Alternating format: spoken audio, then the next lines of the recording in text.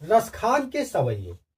नमस्कार, मैं हूं विवेक और आज के इस वीडियो में हम लोग क्लास 9 क्षितिज पुस्तक जो आपकी हिंदी की क्षितिज बुक है उसमें संकलित रसखान के सवैयों की ससंदर्भ व्याख्या देखेंगे।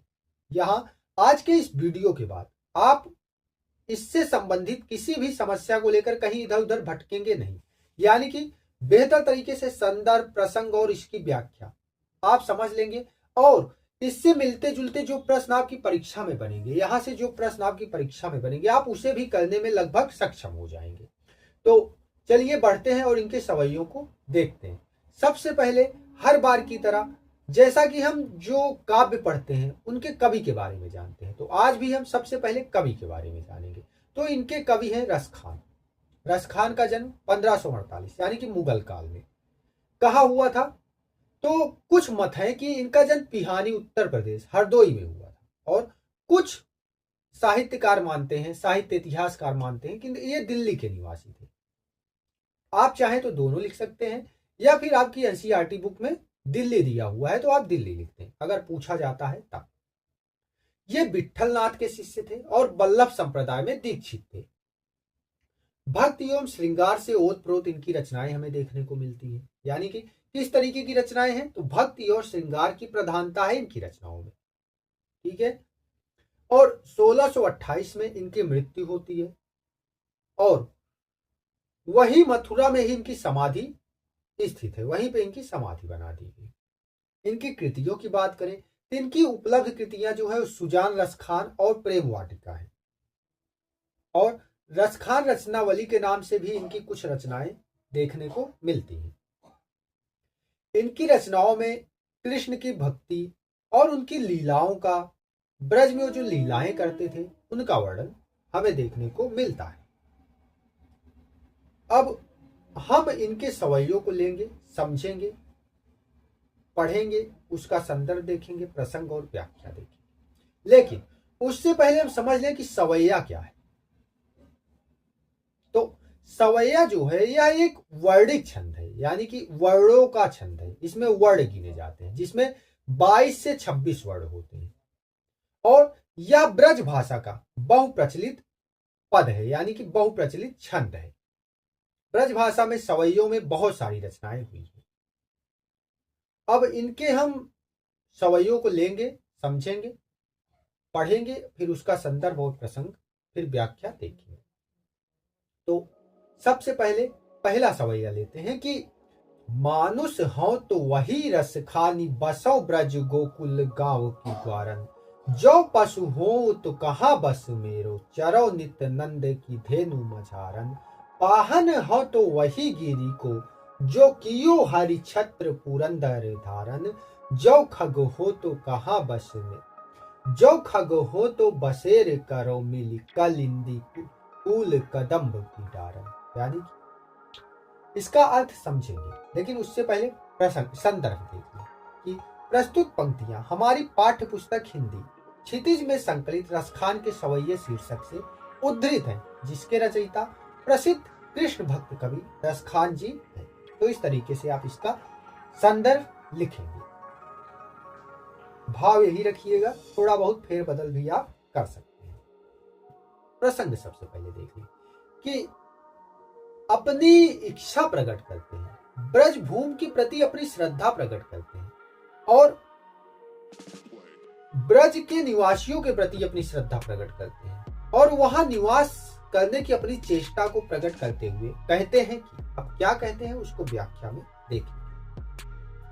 मानुष हो तो वही रस खानी बसो ब्रज गोकुल गांव की द्वार, कि अगर मैं मनुष्य बनूं, हे ईश्वर अगर मैं मनुष्य बनूं तो मुझे गोकुल में निवास मिले, यानी कि अगर मेरा कभी पुनर्जन्म होता है और मैं मनुष्य बनता हूं तो मुझे गोकुल यानी कि ब्रज में निवास मिले। जो पशु हो तो कहाँ बस मेरो, चरो नित नंद की धेनु, अगर मैं पशु जानवर बन जाऊं तो मेरा बस कहाँ चलने वाला है। लेकिन फिर भी मेरी इच्छा यही रहेगी कि मैं जो ब्रज की धेनु है, गाय हैं, वहां के ग्वाल बालों की गाय हैं, उनकी गायों के बीच में चरूं और वहीं निवास करूं, उनके बीच में बिहरूं, यानी कि विचरण करूं। पाहन हो तो वही गिरी को, जो कियो हरि छत्र पुरंदर धारे। और अगर मैं पाहन यानी कि पत्थर बनूं अगले जन्म में, तो उसी गिरी का, उसी पर्वत का, कौन सा पर्वत, उसी गोवर्धन पर्वत का, जिसे हरि ने अपनी कनिष्ठिका पर धारण किया था। कब धारण किया था? जब इंद्र ने गुस्सा होकर बारिश कर दी थी, बहुत अपना प्रकोप फैला दिया था। तो उससे बचाने के लिए जब श्री कृष्ण ने गोवर्धन को अपनी कनिष्ठिका पर धारण किया था, तो उसी गोवर्धन का पत्थर होना मैं चाहूंगा। आगे, जौ खग हो तो बसेर करो मिल कालिंदी कूल कदम बुझारा। कि अगर मैं खग बन जाऊं, पक्षी बन जाऊं, तो मैं उसी कदम्ब की डाली पर निवास करूं जो जमुना के तट पर लगा हुआ है। तो इस प्रकार ये पहला सवैया है। दूसरे को देखते हैं। दूसरे में क्या कहते हैं कि या लकुटिया रुक्का मरिया पर राज तिहुपुर को तजी डारो, आठों सिद्धि नवोनिधि के सुख नंद की गाय चराय विसारो, रसखान कबो इन आखी निसो, ब्रज के बन बाग तड़ाग निहारो, कोट के कल धौत के धाम करील के कुंजन ऊपर वारो। यानी कि व्याख्या देखेंगे, लेकिन पहले प्रसंग देख लेते हैं कि प्रस्तुत सवैये में रसखान ब्रज के प्रति और कृष्ण के प्रति अपने अगाध प्रेम को, अपने प्रगाढ़ प्रेम को प्रकट करते हुए उन पर आठों सिद्धियों और नवनिधियों को वार देना चाहते हैं। अब आठों सिद्धियां और नवनिधियां क्या है? तो हम देखते हैं कि अणिमा, महिमा, गरिमा, लघिमा, प्राप्ति, प्रकाम्य, ईशित्व और वशित्व, यही आठों सिद्धियां हैं। नवनिधियां क्या है? नवनिधियां जो है वो कुबेर की नवनिधियां हैं, जिसमें पद्म, महापद्म, शंख, कच्छप, मुकुंद, कुंद, नील, खर्व और मकर शामिल। तो ये आठों सिद्धियां और नवनिधियां हैं। अब सवैया पढ़ते हैं और व्याख्या करते हैं कि या लकुटियर कामरिया पर राज तिहुपुर को तजिटारो। कि ये जो श्री कृष्ण की लकुटी है और कामरिया है, यानी कि जो कमर में लपेटे हुए हैं और जो लकुटी, ये लाठी लिए हुए हैं, इन पर मैं तीनों लोगों के राज्य को न्यौछावर कर दूं। अगर मुझे तीनों लोगों का राज्य भी मिल रहा हो तो मैं उसे न्यौछावर कर दूं, त्याग दूं, छोड़ दूं श्री कृष्ण के लिए, श्री कृष्ण की इस लकुटी और कामरिया। आगे, आठों सिद्धि नवोनिधि के सुख नंद की गाय चराए विसारो। ये जो आठों निधियां हैं, आठों सिद्धियां हैं और नवनिधियां हैं, इनके सुख को मैं नंद की गायों को चराते हुए बिसरा दूं, भुला दूं, छोड़ दूं, त्याग दूं। आगे, रस खान कबो इन आखी निसो, ब्रज के बन बाग तड़ाग निहार। यानी कि कहते हैं कि मैं इस ब्रज में निवास करना चाहता हूं, यही अपनी इन आंखों से यहाँ ब्रज के वन यानी कि जंगल को, बगीचों को, तड़ाग यानी कि तालाबों को देखना चाहता हूं। इनको देखते रहते हुए मैं श्री कृष्ण की लकुटी और कामरिया पर मैं आठों सिद्धियां, नवोनिधियां, सब कुछ त्याग दूं, तीनों लोगों का राज्य त्याग दूं, और जो दुख है उसको मैं श्री कृष्ण की गायों को, ब्रज की गायों को चराते हुए बिसरा दूं। कोटि के कल धौत के धाम करील के कुंजन ऊपर हुआ। ये जो सोने चांदी के महल है, कल धौत के धाम यानी कि सोने चांदी के महल है, मैं इनको क्या करूं? ये जो कालिंदी कुंज है, यानी कि ये जो करील के कुंज है जमुना के तीर पे, जमुना के किनारे, मैं उनके ऊपर वार दूं, न्यौछावर कर दूं सोने चांदी के महलों को भी। तो इस तरीके की श्रद्धा है रसखान की श्री कृष्ण के प्रति। तभी भारतेंदु जी कहते हैं कि मुसलमान हरिजनन पे कोटिन हिंदू वालिए। आगे बढ़ते हैं, तीसरा सवैया लेते हैं। तो तीसरे सवैये में क्या है वो देख लेते हैं कि मोर पखा सिर ऊपर रखियो, गुंज की माल गरे पहिरोंगी, ओढ़ी पीतंबर लैला कुटी, बन गोधन ग्वारी निसंग फिरोंगी, भावत ओहि मेरो रस खानी सो, तेरे कहे सब स्वांग करूंगी, या मुरली मुरलीधर की, अधरा न धरी अधरा न धरूंगी। कि मैं जो गोपियां हैं वो यहाँ पे अपनी मना स्थिति, अपनी इच्छा को, श्री कृष्ण के प्रति अपने प्रेम को प्रकट करते हुए कहती हैं।